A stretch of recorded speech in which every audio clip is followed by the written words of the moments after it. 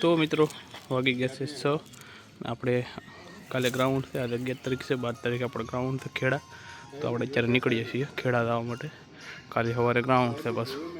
તો માતાજીને શ્રીફળ વધેર નાખ્યું છે અને હવે જઈએ, નીકળીએ.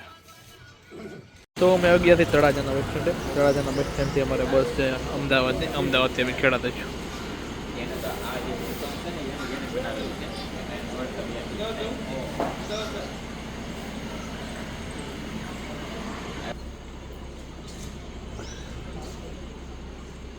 તો જઈએ, બસ આવે એમ 5 મિનિટની વાર છે.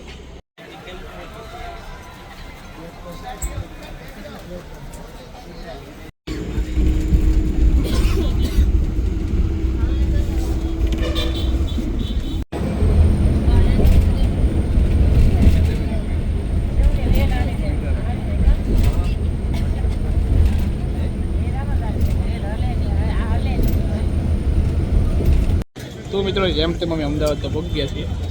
નાસ્તો કરવા બેઠા છીએ હવે બે.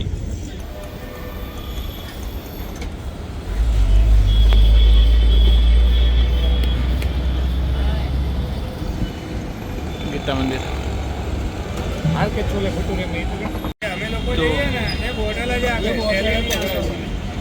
તો આવી ગઈ છે છોલે ભટુરે. સાઈસ લેવા ગયા છે ભાઈ કુશાલભાઈ. તો ગીતા મંદિર બસ સ્ટેશન આપણે પહોંચી ગયા છીએ.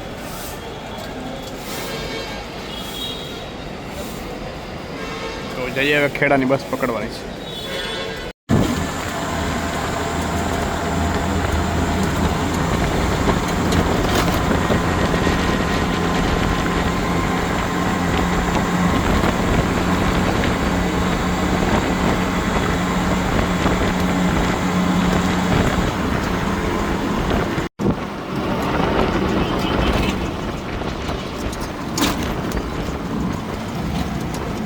તો મિત્રો અમે ખેડાની અંદર પહોંચી ગયા છીએ. હવે અમે રિક્ષામાં આવ્યો છે, તો રિક્ષામાં નજીક હોટલ હોય ત્યાં જઈશું. તો મિત્રો ખેડા પહોંચી ગયા છીએ ભાઈબંધના ઘરે. એક ફ્રેન્ડ અહીંયા રહે છે, તો એના ઘરે પહોંચી ગયા છીએ ને ફ્રેશ થઈ ગયા છીએ નાહી ધોઈને. તો થોડી વાર આરામ કરીશું, પછી જમવા જઈશું, પછી સવારે ગ્રાઉન્ડ છે. તો આજે આરામ કરવાનો છે, તો કરીએ આરામ. જય માતાજી. મિત્રો જમવા આવી ગયા છે, જમવાનું મગાવી લીધું છે. ભાઈ પાપડે મંડાણા છે, ભૂખા છે. ગુજરાતે મગાવ્યું છે સિમ્પલ સ્વાદિષ્ટ. તો આવે છે હજી જમવાનું, દેખાડું આગળ. તો દેશી જમવાનું આવી ગયું છે અમારું. શાક રોટલી અને 1 ટકેલા સાઈસ.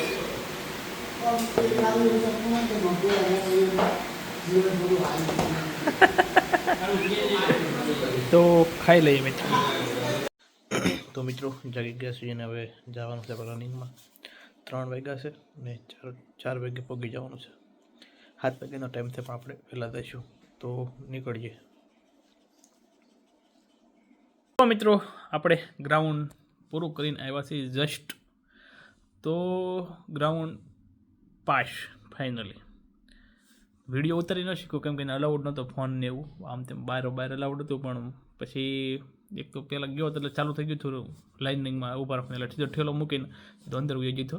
અને પાછો બહાર નીકળ્યો એટલે રિક્ષા મળી ગઈ, સીધો નીકળી ગયો કે ઊભો નહીં રહ્યો, સીધો ઠેલો લઈને નીકળી ગયો. એટલે ત્યાં વિડીયો ઉતારવાનો કે કેવું છે કેવું નહીં પરમિશન નહોતી, એટલે આપણે ઉતાર્યો નહીં.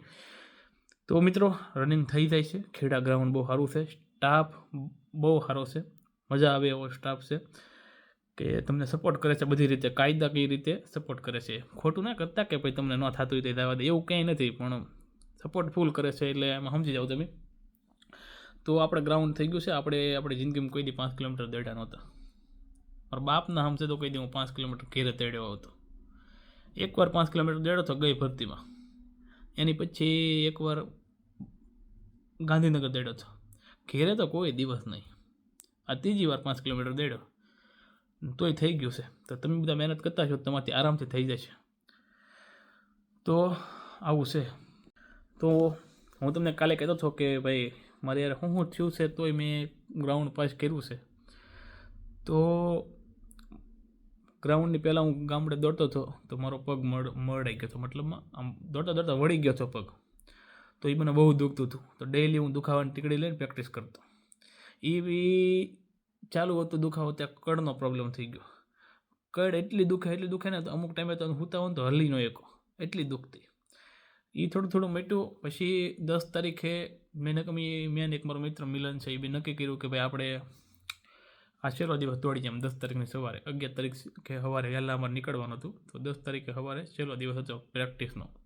તો અમે દોડીને આવ્યા, ફૂલ સ્ટ્રેન્થથી દોડ્યા, જેટલું દોડાવતું દોડીને આવ્યા બાજુના ગામડેથી. દોડીને હજી ઘરે પૂગવું થયું ને, ત્યાં ઘરનો કૂતરો જર્મન શેફર્ડ અમને બેયને આશીર્વાદ આપી ગયો. પહેલાં મને કરડ્યો, પછી એને કરડ્યો.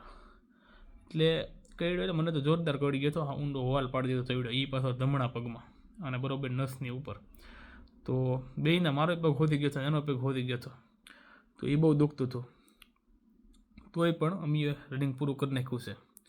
હવે એને મેં ફોન કર્યો હતો, ઉપાડ્યો નથી. એનું હું રિઝલ્ટ આવે એ જો હું બ્લોગ પૂરો કરતાં તમને કહી દઈશ, જો કોન્ટેક્ટ થઈ જશે. એટલે એને જુનાગઢથી અમારે ખેડા હતું.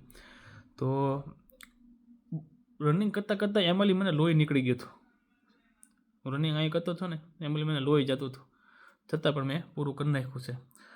તો મિત્રો, તમે પ્રેક્ટિસ કરી છે કે નહીં કરી છે કાંઈ માયને રાખતું નથી.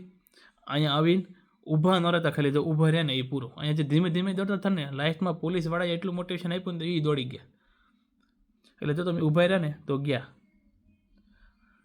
એટલે દોડી જજો મિત્રો, એકવાર દોડવાનું છે જિંદગીમાં, તો દોડી જવાનું.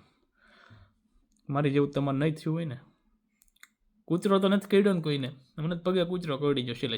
એ જર્મન શેફર્ડ મારી નાખે. સાદું કૂતરું કરડ્યું એમ થાય ત્રીક દાંત બેઠા, તો એવડો મોટો દાંત છે, ભરાઈ દીધો સીધો ઊંડે.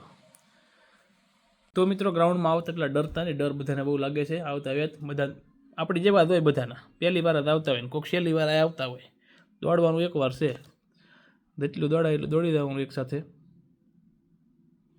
પહેલાં 6 રાઉન્ડ એક સ્પીડમાં મારવાના, પછી ઘડિયાળ સામું જોઈને મારવાના. બે બધું સ્ટોપ વોચ મૂકેલા છે બધા ગ્રાઉન્ડે, બે સ્ટોપ વોચ મૂકેલા છે. તો એ રીતે મારે રાખવાના અને છેલ્લા 3 રાઉન્ડ ફૂલ સ્ટ્રેન્થથી મારવાના, સ્પ્રિન્ટ મારવાની છેલ્લા 2 રાઉન્ડમાં. એટલે થઈ જશે ગ્રાઉન્ડ, વાંધો નહીં આવે.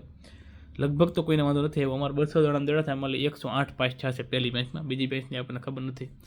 તો દોડી દેજો મિત્રો, કેમ કે દોડી દેજો. બીજું શું કહી શકું તમને, હું તો પાસ થઈ ગયો છું.